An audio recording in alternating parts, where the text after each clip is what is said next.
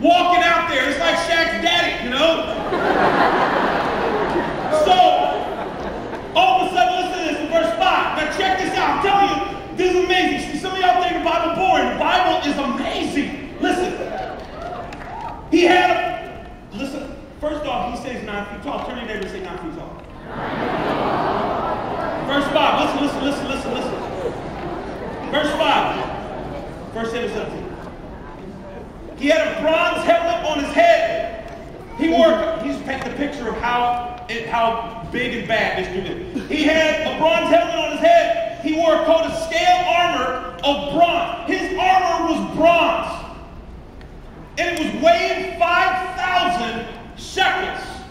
Now, how many of you know what a shekel is? I don't either, dude, but 5,000 to anything's heavy, you know?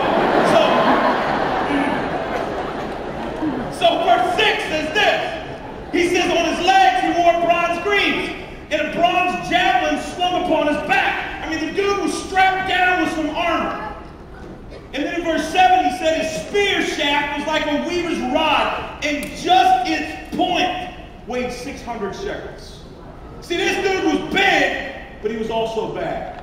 Verse 8 says Goliath stood and shouted to the ranks of Israel. Let's stop right here. I know we're reading the scripture, but let me paint it for you. Remember, this mountain, valley between them, this mountain fills